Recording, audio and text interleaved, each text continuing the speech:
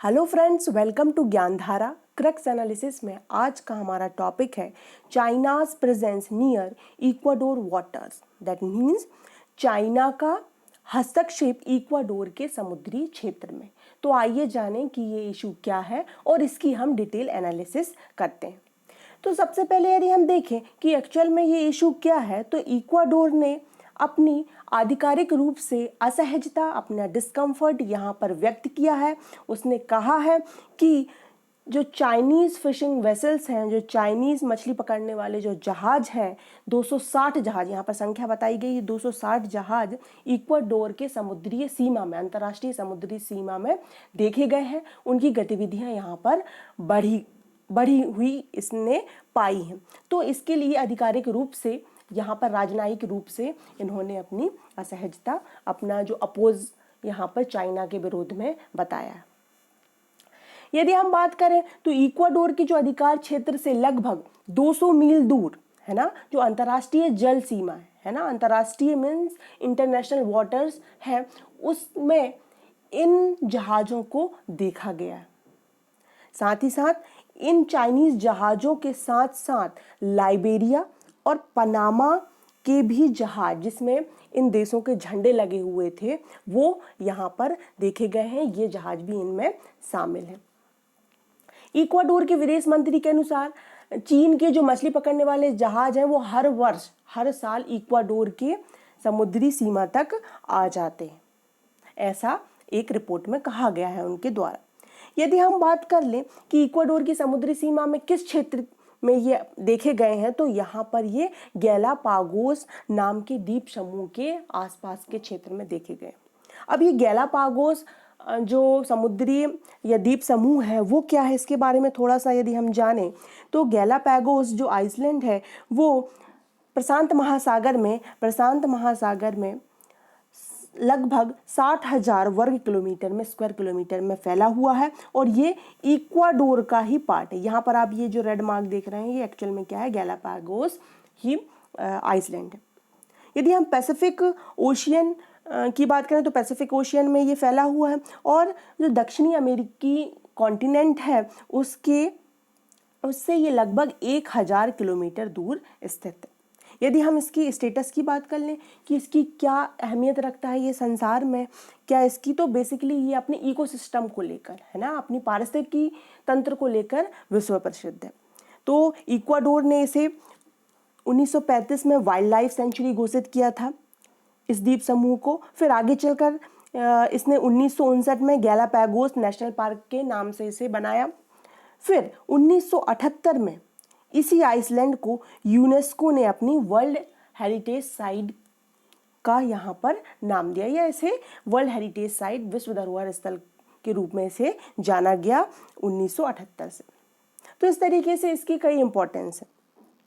और ये बेसिकली कैसी इंपॉर्टेंस है, ये नेचुरली है ना, जो पारिस्थितिकी तंत्र इसका नेचर द्वारा प्रदत्त है। यहाँ पर यदि और सिग्निफिकेंस की यदि हम बात कर ले तो जो ब्रिटिश के चार्ल्स डार्विन जो वैज्ञानिक थे, उन्होंने 1835 में अपने विकासवाद के सिद्धांत में इसके बारे में बताया। कई ऑब्जर्वेशन इस क्षेत्र को लेकर किए गए हैं विकासवाद के सिद्धांत में।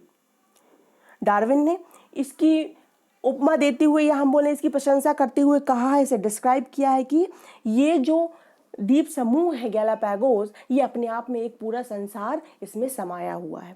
तो इस तरीके से इसके कई यहाँ पर सिग्निफिकेंस भी हैं।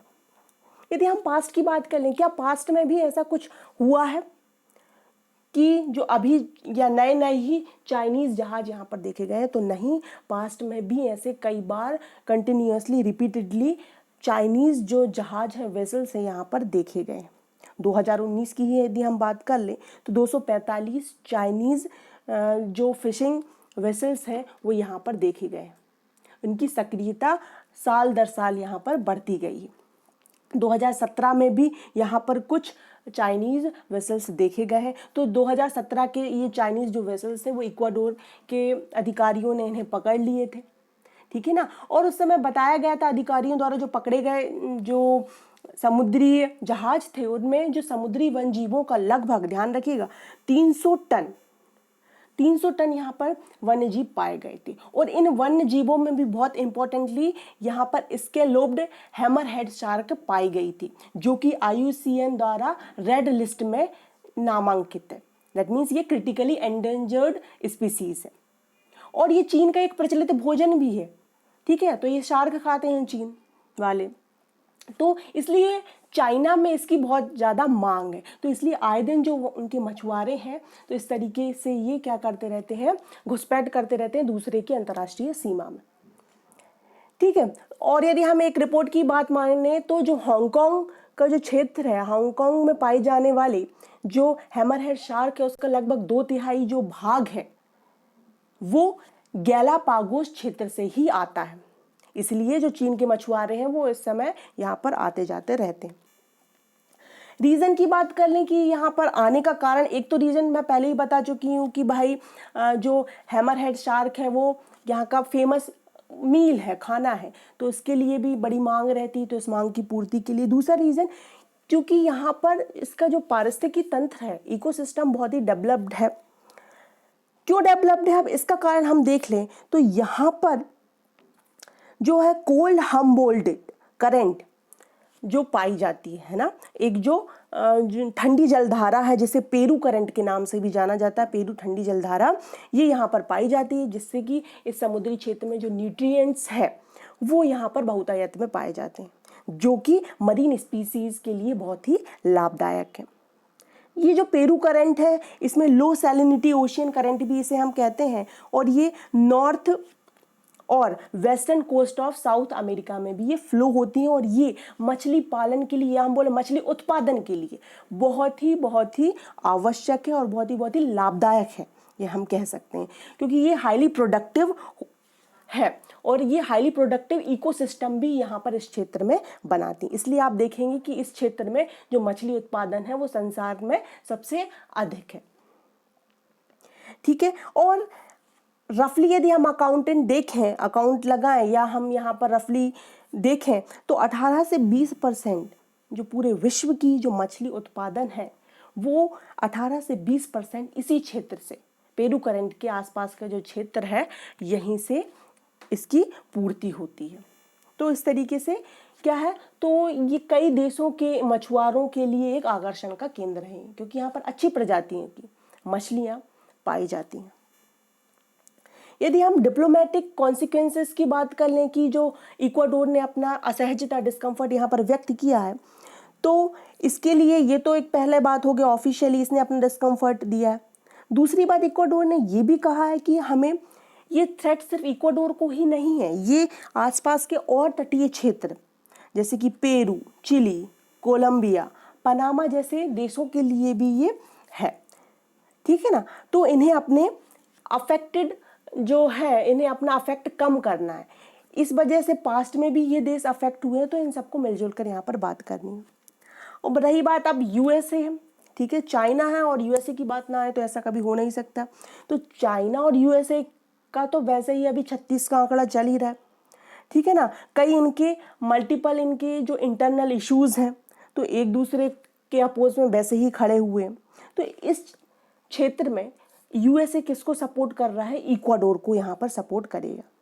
यूएसए ने कहा है कि इस तरीके के जो काम हो रहे हैं, जो हमारे इन्वायरमेंटल सोवेरेनिटी को यहाँ पर खतरे में डाल रहे हैं, इकोनॉमिक हमारे एरिया को यहाँ पर नष्ट कर रहे हैं, तो ये क्या होगा, ये माना नहीं जाएगा। डायरेक्ट इसके प्रति हम फिर अपना एग्रेशन यहाँ पर दर्शाएंगे। तो इस तरीके से कई डिप्लोमेटिक यहाँ पर इसके कारण देखे गए।